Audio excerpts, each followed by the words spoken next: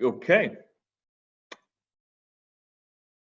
Good morning, good evening, good afternoon, all of you who are watching this very important virtual day for the industry transition, accelerating the delivery to net zero emissions by 2050 or sooner. My name is Dominic Warre. I am a Managing Director of the World Economic Forum, and it's my delight to welcome you to this series of panels, 5 panels with over 30 leading speakers from across industry, policy, government, expert organizations, all focused on the critical journey of reducing emissions to net zero by 2050 or sooner across some key industry sectors. It's an important topic whose time has come. We've made great strides, as you know, in getting to clean energy mobilization as part of the energy transition, developing renewable energy sources, battery technologies, electric vehicles. This has been an incredible journey and faster in many places than many would have thought. But whilst there's still much to do in these transitions, the next key area is heavy industry. Industries like cement and steel and aluminium and chemicals and trucks and other heavy land vehicles and shipping and aviation, which collectively account for about 30% of global greenhouse emissions and could rise to as much as 60% under some scenarios if not tackled. So this transition of the heavier industries to net zero by 2050 or sooner is a key part of delivering on the Paris Climate Agreement. And that's what we'll be focusing on today in this series of discussions, underpinned throughout by the blueprint which was provided by the Energy Transitions Commission Mission Possible report. And that's why the framing of this work is called Mission Possible. It's hard, but it's possible. And it is a mission that needs to succeed. Today's event is indeed organized by the Mission Possible platform in collaboration with Mission Innovation and the Leadership Group for Industry Transition, which is championed by the governments of Sweden and India, and we'll be hearing from them later. The Mission Possible platform is a partnership between the World Economic Forum and the Energy Transitions Commission. Across the 5 public panels that you'll listen to today, you'll see a range of very practical examples from both within industry and across industry, government and civil society, including policy levers, innovation levers, finance levers, and the drive to get to net zero across key industry sectors, and the partnerships that will be built as a result. And it's these collaborations, these partnerships, these coalitions between different actors within and across industry sectors, which are the heart of the Mission Possible platform.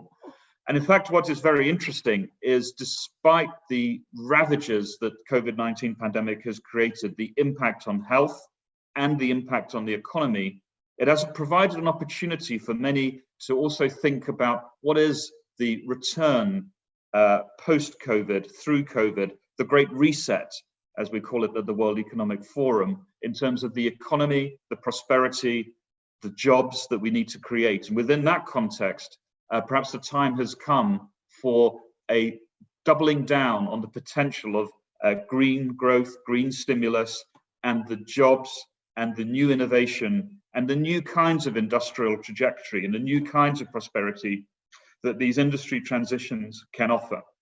So despite the fact that some might say, surely now cannot be the time to also be worrying about climate change, quite the reverse. There is a huge economic opportunity for decent jobs, high-grade prosperity, equitable growth, and that new transition to the economy that we all want to live and work in and profit from.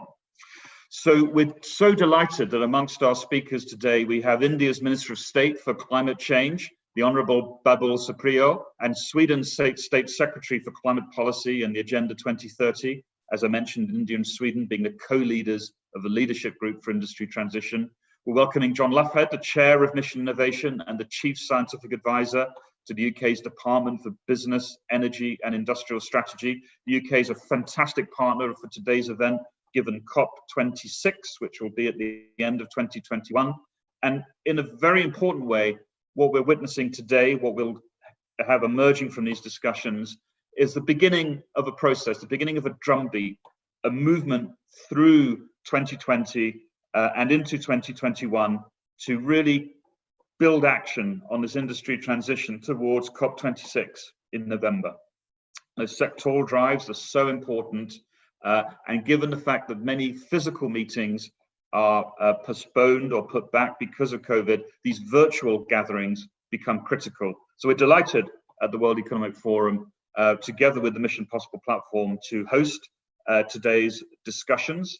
And in that regard, I'm delighted to also introduce Kwasi Kwarteng, the Minister of State at the Department of Business, Energy and Industrial Strategy of the United Kingdom, and the representative of the UK's COP26 presidency. Kwasi Kwarteng, Minister of State, over to you. Thank you very much. Thank you so much, Dominic. I'd also like to thank the World Economic Forum, Mission Innovation and Lead IT for organizing this conference today.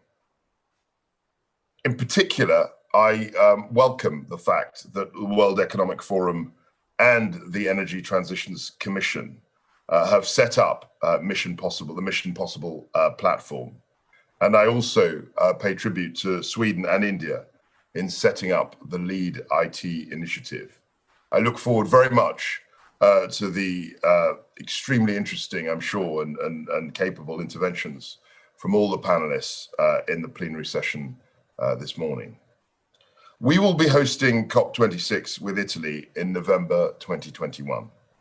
This presidency falls during the first significant test of the Paris Agreement, and the gap to 2 degrees currently stands at about 15 gigatons.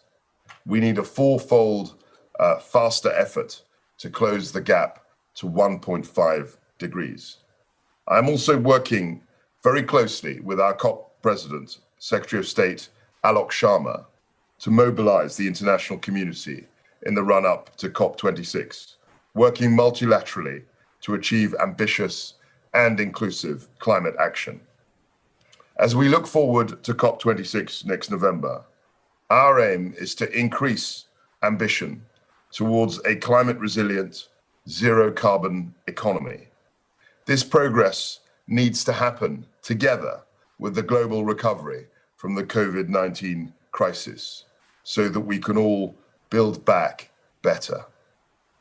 Ahead of COP26, we have defined 5 sectors which need particular attention: nature-based solutions, adaptation and resilience, finance, clean transport, and of course, clean energy. This includes industry, one of the most significant consumers of energy.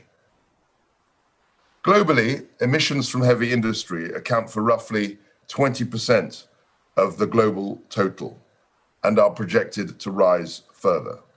These emissions need to fall rapidly to meet the commitments set out in the Paris Agreement. The industrial sectors are still referred to as the hard-to-abate sectors, and we need to change this. While zero-emission alternatives exist in a number of other sectors, zero-emission production of key materials, such as steel and chemicals, still does not exist at scale.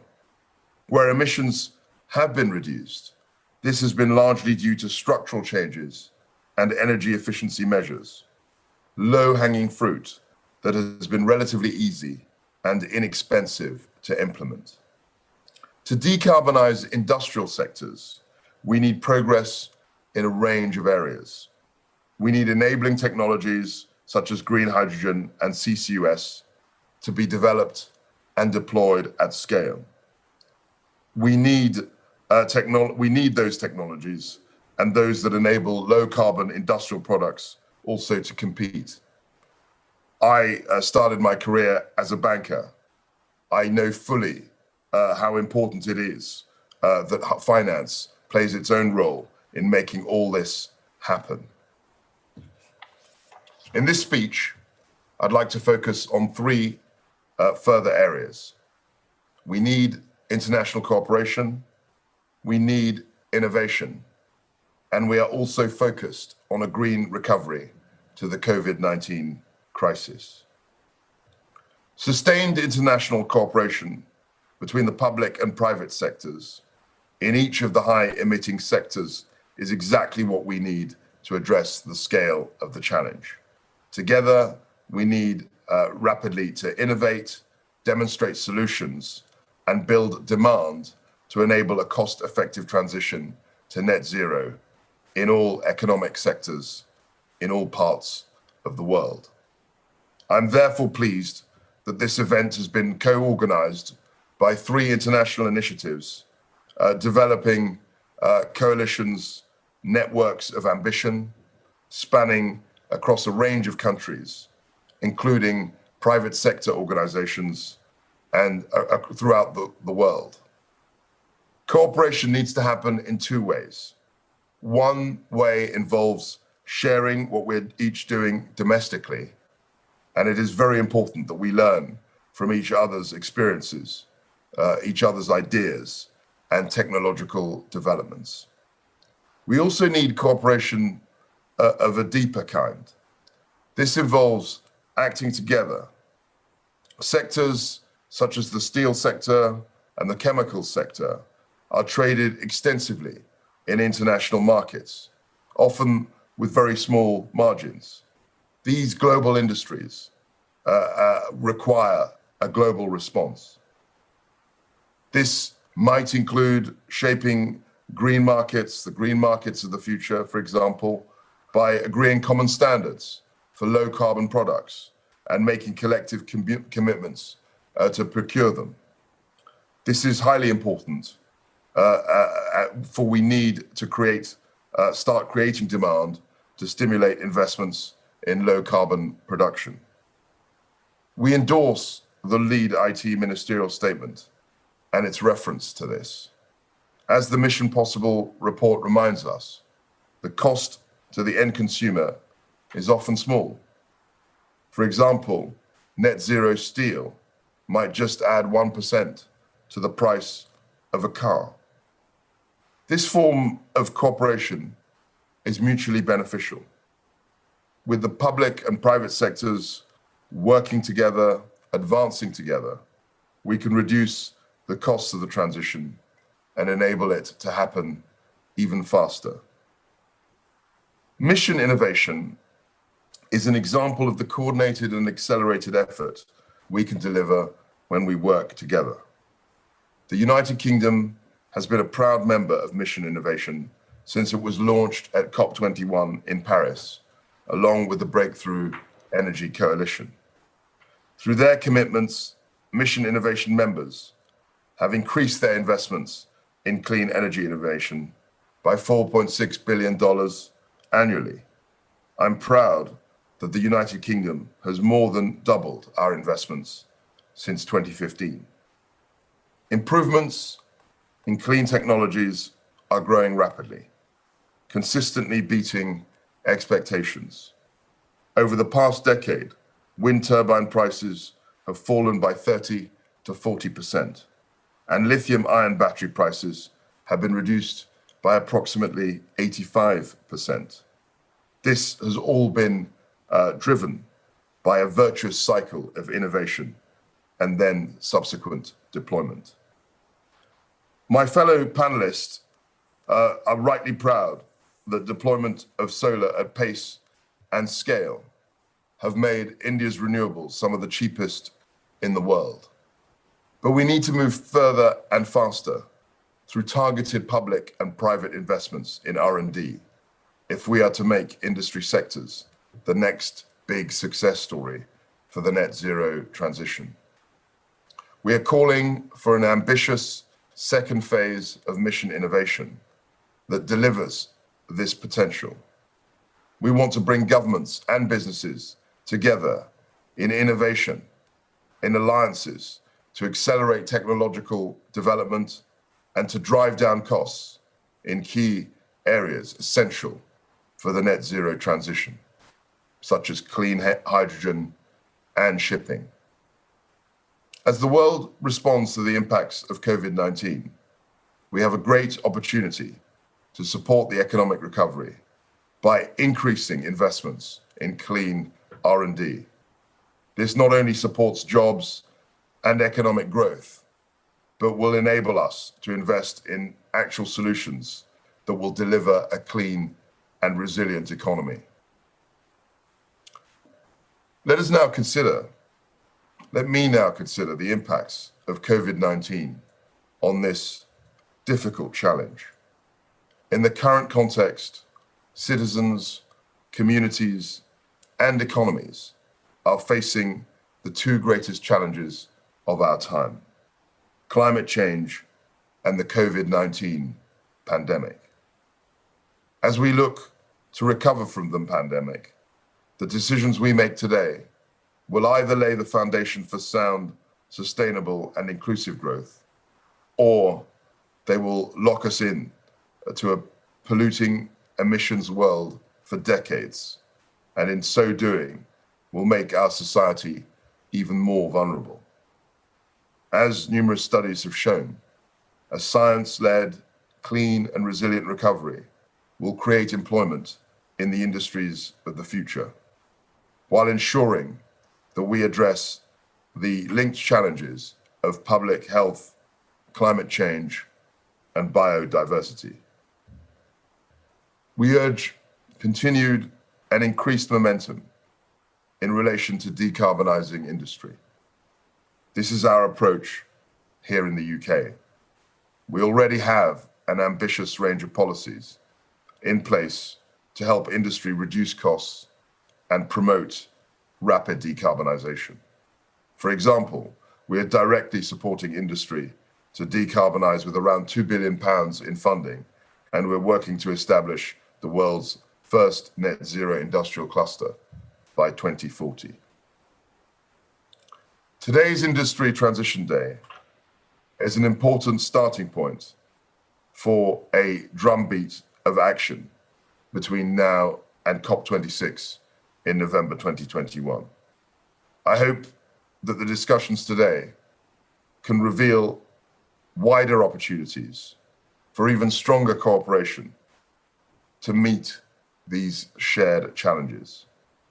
Working together is absolutely essential in order that we can build back better. Thank you all very much.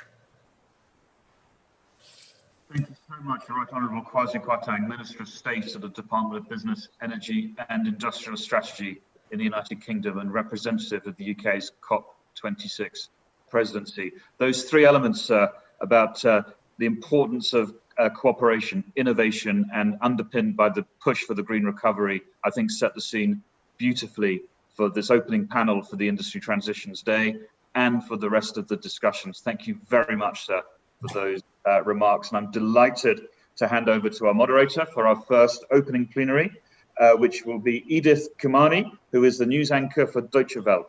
Edith, over to you. Hello and good morning from Nairobi, Kenya. Thank you all for joining us this beautiful day. I'd like to kick off this session with a short video on Mission Possible. You've already heard a little bit about that.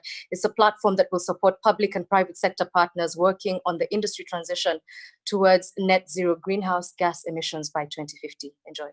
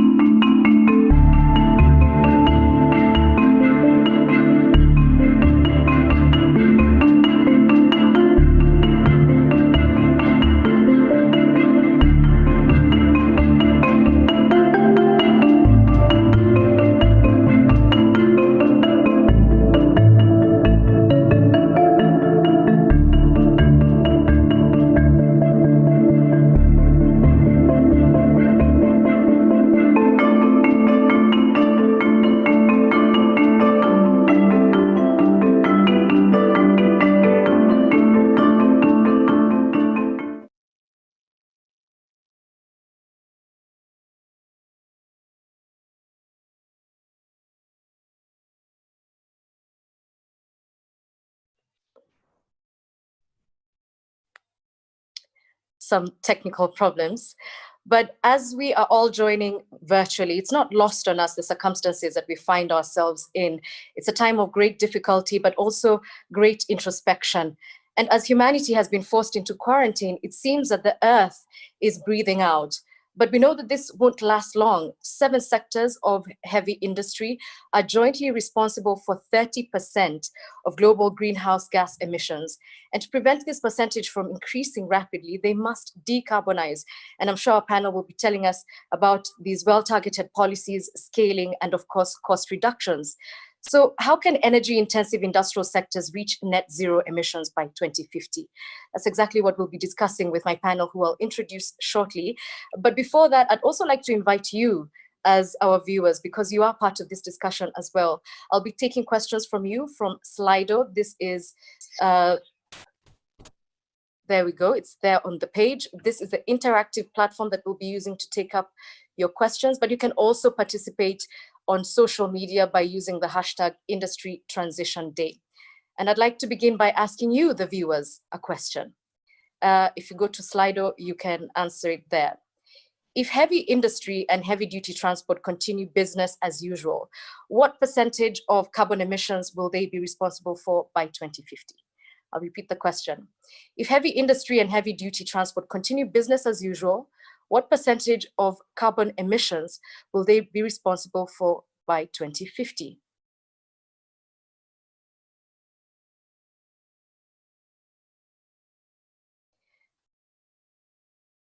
The results are still streaming in. We'll give it just another second.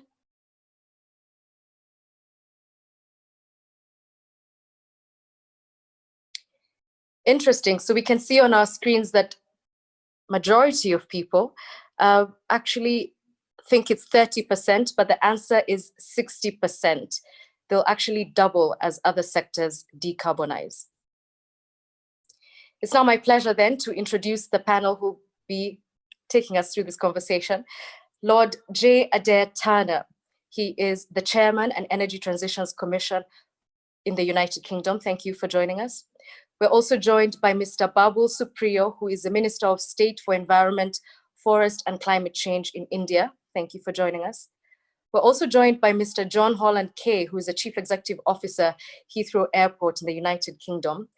And finally, we're also joined by Ms. Damilola Ogunbi, who is the CEO for Sustainable Energy for All, the United Nations Special Representative for Sustainable Energy. And I'd like to kick off this discussion with you, Lord Turner. As the chair of the Energy Transition Commission, who produced the report Mission Possible, setting out a blueprint for decarbonizing heavy industry and transport, in light of recent world events, are you still optimistic?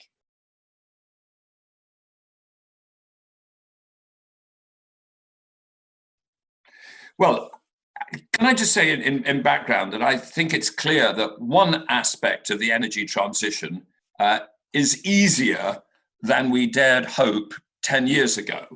Decarbonizing, we know how to decarbonize electricity generation faster and cheaper than we dared hope.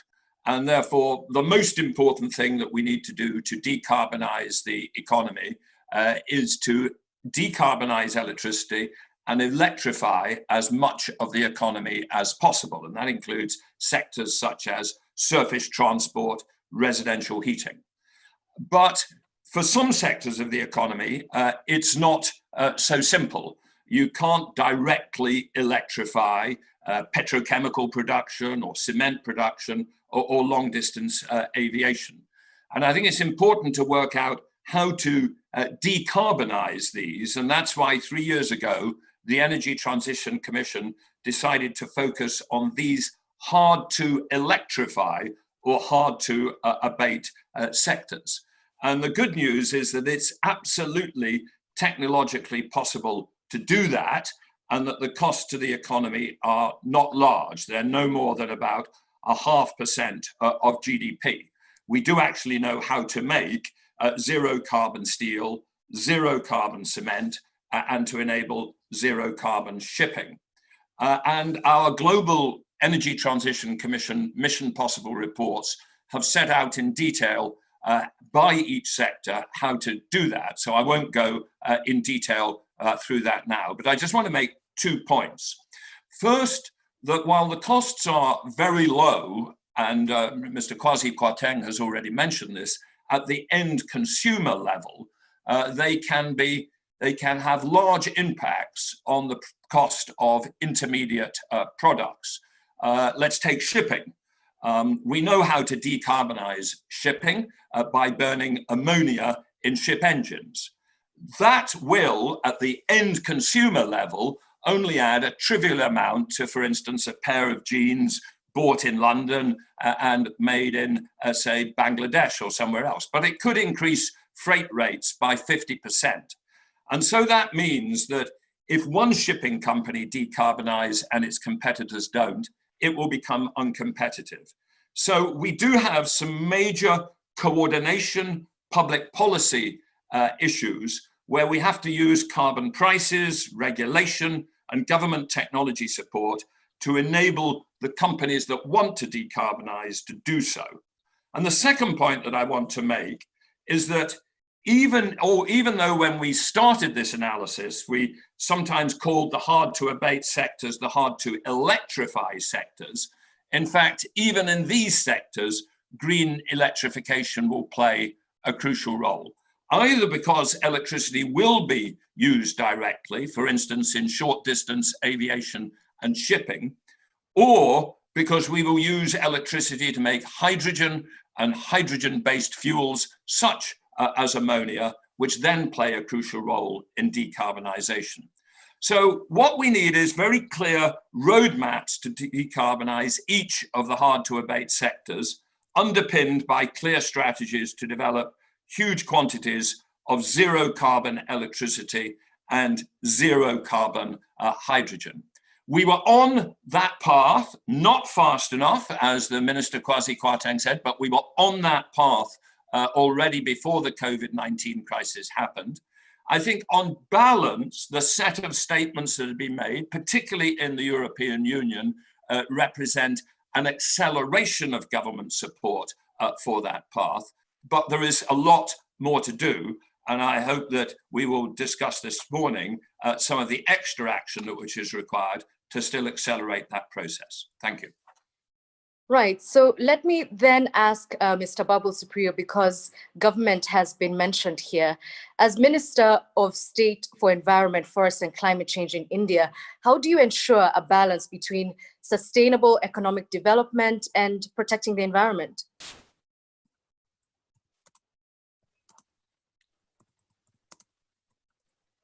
First of all, good morning, good afternoon, good evening to all of you.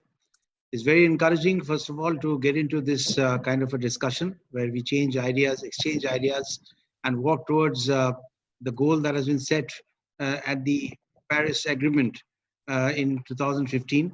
And it was very encouraging to hear Lord Turner talk about how technologies actually exist where we can get close to zero carbon emission production of electricity, steel, because those are areas known to be hard to abate areas where the industries itself, during their production, they emit carbon or carbon dioxide as the end product. And it's also very encouraging to know that it's not going to be very costly. It's only 0.5% of the global GDP. So in India, as you all know, that India and Sweden had started this leadership, this procedure in coordination with World Economic Forum, and we have all reached out to different countries of the world to ensure that more countries, more industries, in particularly these the industries which contribute to more greenhouse gases, they get on board and work towards, as you said, a sustainable solution towards achieving what we are trying to achieve by 2050. And I'm very happy to tell you that while there are several countries in the world who have not only joined, but we are reaching out to several other countries to ensure that they set voluntary targets for themselves to ensure that we are close to the 2% goal that we had set for ourselves in terms of global temperatures, reducing global temperatures. The purpose of this leadership group is to provide policy and decision support for industry transition roadmaps towards, and that I think is the most important thing. Some countries have the finance, they may not have the modern technology. Some countries would have the technologies, they might not have the ability or the right what should I say, opportunity to reach out to other countries. I think India and Sweden, we come in to ensure that this gap of feasibility of exchange of ideas and technology happen in a more streamlined manner across the world, because our goal is a very centralized goal. It's a common goal, and it can only be achieved when all of us work together in unison to ensure that the economic and the challenges now that have been put forth by COVID-19, where we are talking about the great reset button. That reset button is not only pressed, but pressed with a more hearty conscience and a more honest resolute to make up for the lost time, the lost economic impetus, or the economic growth of the entire world, I would say, and get everyone to work together. I'm very happy to tell you that 3 very big companies in India, which are part of these hard to abate group of companies that pollute the atmosphere more than the others do. In Dalmia Cement, in SpiceJet, which is in the airline sector, and Mahindra Group, they have joined in, and there are going to be a lot of other companies who are going to join in.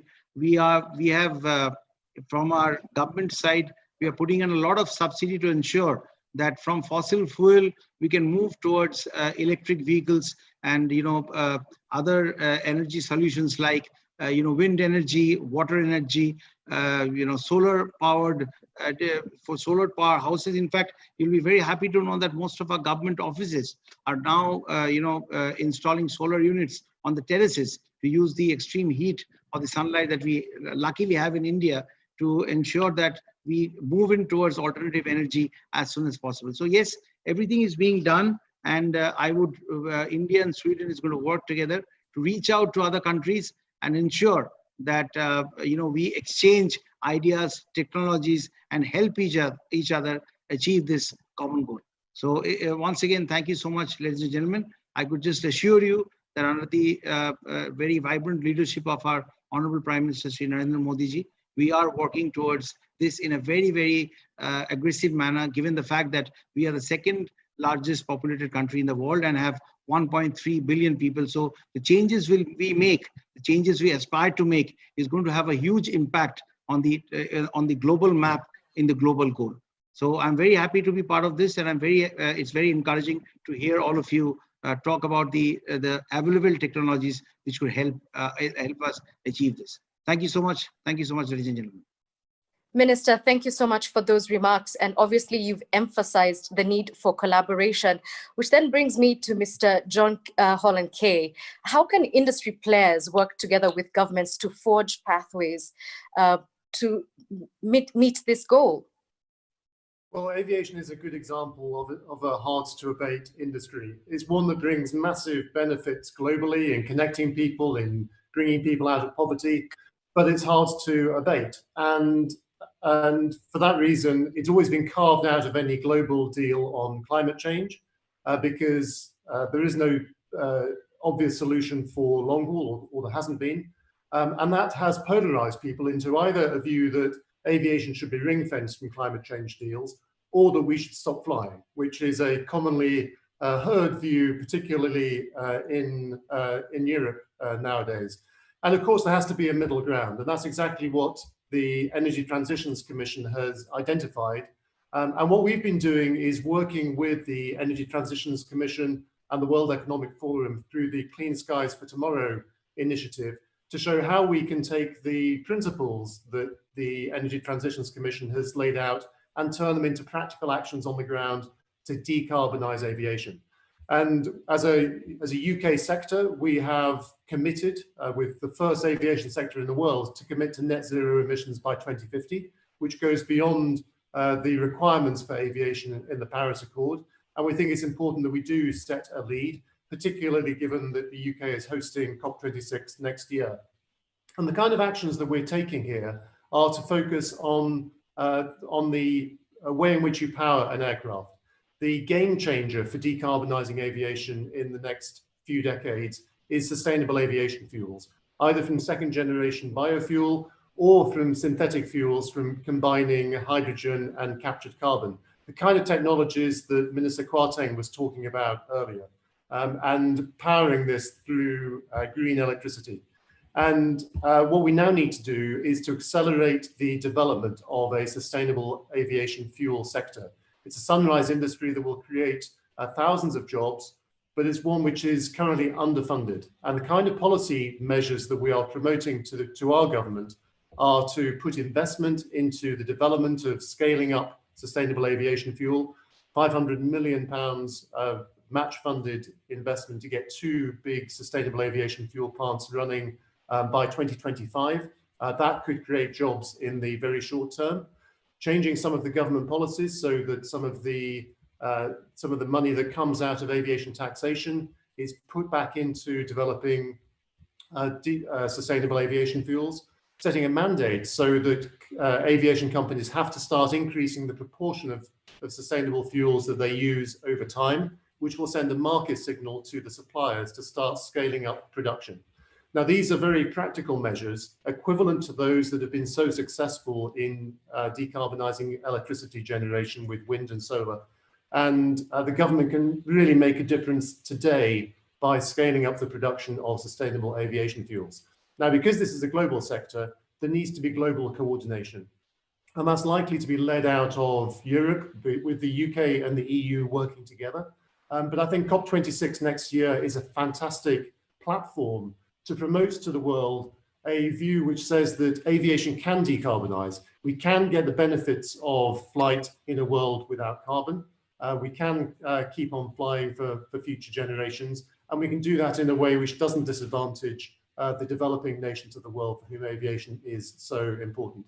And our aim is that we can use COP26 as a platform for getting a global coalition of the willing behind this, and that we can get a global agreement at the ICAO General Assembly in 2022. Now, speaking of global cooperation, Damilola Gumbi, I'd like to bring you in now.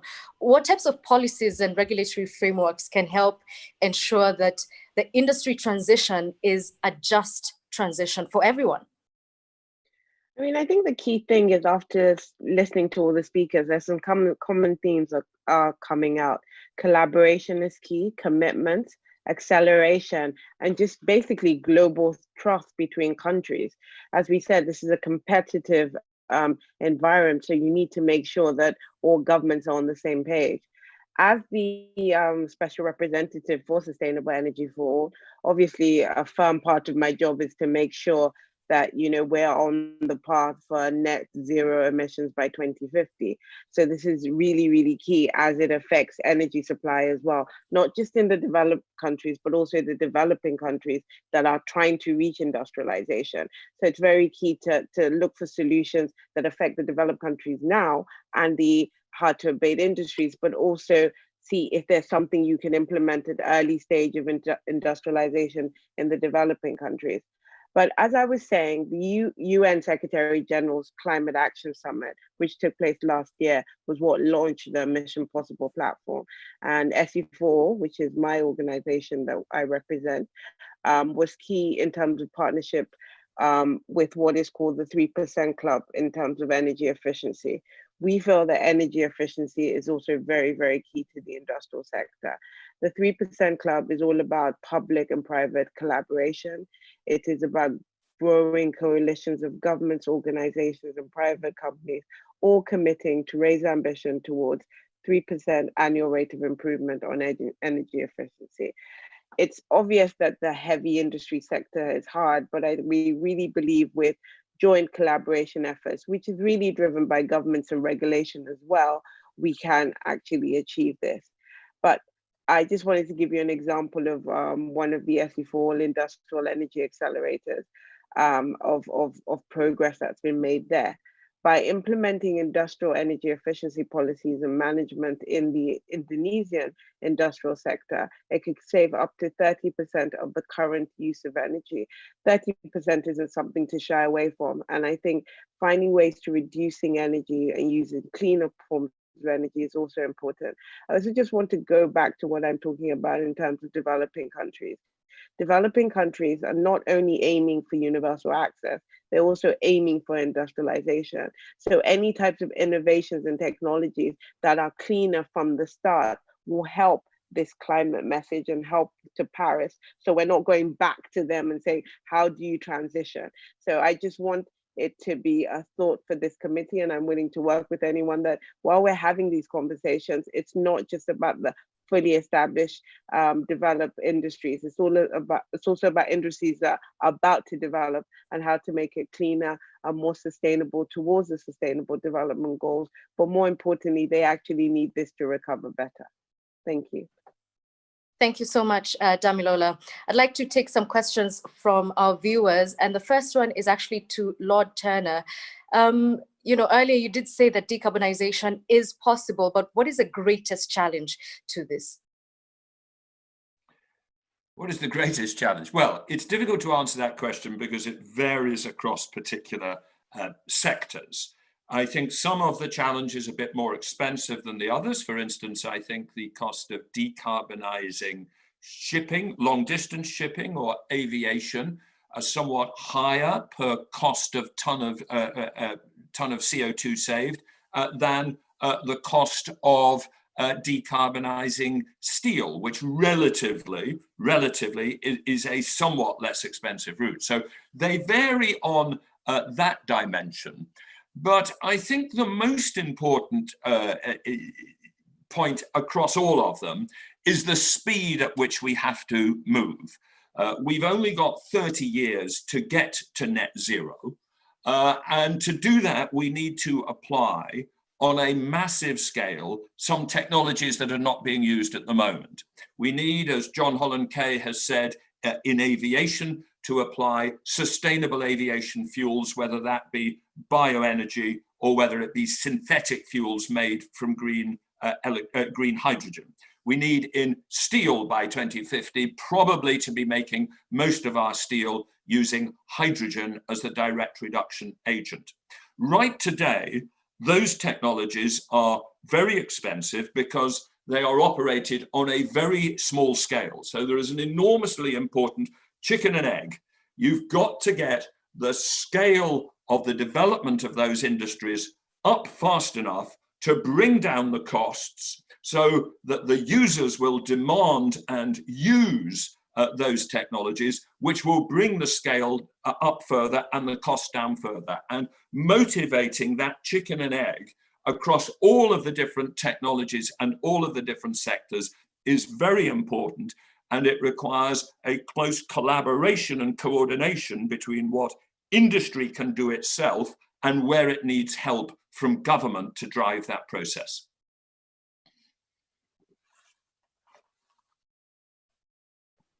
Okay, so Damilola, because we have now this analogy of the chicken and egg, which I think is quite nice, how do we ensure that emerging markets then receive the support that they require to decarbonize?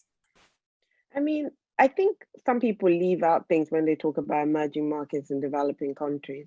I think there's just this assumption that they've already decided what their energy transition plans are.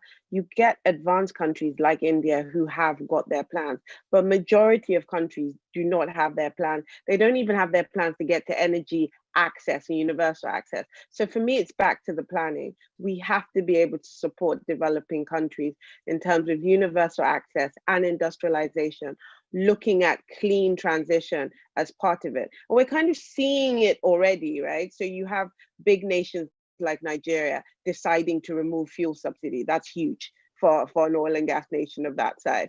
They've also decided that in their stimulus packages that they're connecting 25 million of their population to solar energy. All these things did not happen before COVID. So people are actually saying recover better, recover greener is the way to go to economic growth. And if you can sell that story and really help develop and bring private sector, joint ventures, the UK government into this conversation with emerging and developing countries, I think we'll see a real shift, because I think that this will be a very missed opportunity if we do not take charge of what is currently going on in developing countries and only focus on the developed.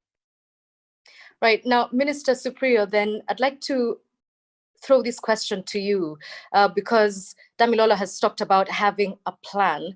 Can you tell us some of the pledges that have been made by the leadership group, which you were talking about earlier, and sort of giving us a plan of, or an idea of the plans that are in place? You see, we have been hearing some very interesting comments, like Damiola just said about the planning that, thank you so much for acknowledging that India do have a lot of plans, a country like India, while many other countries may not have the plan. But what is important of the entire thing is that to have the intent to have the plan. I think that's very, very important. And that's why this, this group of countries working together in exchanging ideas, technologies, and helping each other even economically is so important. And that's why to keep the mission possible, the mission to help it go on. I'm very, very happy that, we are having this video conference instead of waiting for the COVID-19 to actually leave us, or we can leave that behind. It's not going to happen that soon, but we can still be optimistic. But see, human beings have proved over the years that necessity has always been the mother of invention. And taking a leaf out of what Lord Turner said, it is important at what speed we get to do this. But speed in physics, we learned, is a scalar. I think in the current conditions, we have to accelerate with a vector in a direct direction. And we have the goals right there set in front of us. There was a time, as he said, in aviation, the costs are going to be much higher than what it is in steel. But, in human history says that there was a time when aluminum was more costly than gold. And then the human beings came up with the technology where aluminum could be produced so easily that gold became aluminum became as cheap as it could get. So let us be optimistic. And it's, as I said, we have to get more countries together. And I think that to bring one light moment, it's great to have our representative, our honorable gentleman from UK, whose name is Holland. So I think that is globalization. I mean, someone from UK is called Holland, though Netherlands, and you cannot call it Holland anymore. So I'm sure you're still Mr. Holland and not Mr. Netherlands. But either way, I think that is what the spirit should be. And I really appreciate what Lord Turner said. And I think having him in the group, his expertise and his experience is definitely going to help all of us get more inspired. And as she said, Damiola said that, countries which do not have the plan, they need to participate in more such discussions to understand why it is very important for not only big countries to plan big, but also have the small countries dream big. I think that's how we can reach our goals, because Paris Agreement should not remain as a rhetoric. All of the countries are working towards it. I can actually give you a long list of what India is doing, but since it's a global platform, I'll leave it at that. And I hope that next time when we meet, we are going to be given a little more time to speak how much your country has done in that, because that's the only way you can inspire other countries to follow that path. But thank you once again, Damiola, for acknowledging that India is doing a lot of good under the leadership of Honorable Prime Minister. Thank you so much. And because he's been mentioned so much, the honorable gentleman from the UK, John Holland K, there's a question here for you. What's needed to kickstart a sustainable fuels industry? And perhaps the more difficult part of this question, when can we earliest reach zero CO2 emissions for aviation? Zero CO2, well, net zero, I think we really can achieve by 2050. And there are lots of measures that need to be taken to reduce the emission, to make the planes more efficient. But the replacement cycle for a plane is 25 to 30 years. So We can't rely on changing the planes to get us there. What we can do, though, is to change the fuels, which is why sustainable aviation fuel is the game changer. And the great thing about sustainable aviation fuel is you can blend it with kerosene. So the faster we can scale up production of SAF, the faster we can decarbonize aviation. So if we could get the industry scaled up in 10 years, you could decarbonize flight in 10 years. I think practically that's not achievable, but this is really a question of the ambition of governments around the world to decarbonize their sectors. And somewhere like India has been a fantastic leader in this. I think biofuels is a huge emerging sector there. And what we really need to do is to make sure that we use the blueprint that the Energy Transitions Commission has shown to make sure that biofuels are going to the place where they will be most valuable, going into aviation, which is harder to abate than somewhere like long distance trucking, where there are alternatives such as battery power. This is where we can have a global plan. But I think the great thing about the blueprint that Adair Turner's team has put together is that it's very flexible to work in different economies. And what's really exciting about sustainable fuels is that it turns the traditional energy production on its head. There are countries which have previously been energy poor, which suddenly have an opportunity to get low-cost energy, which they can export globally because they have a cheap source of electricity, which may be solar powered or may come from biofuels. And that becomes really exciting and is an opportunity for emerging markets to become global leaders in energy production. Well, thank you very much. And unfortunately, that's all we have time for. Unfortunately, we can't speak some more as the minister had asked. Thanks to everyone for participating, even those who we cannot see online, and for sharing your thoughts and views on social media. Thank you to the panel as well. And remember that you can continue with this dialogue by following the hashtag Transition Day, Industry Transition Day. Please do stay tuned for the next session. It's coming right up, the Clean Mile, Moving Towards Green Mobility. I'm Edith Kimani. Thank you all.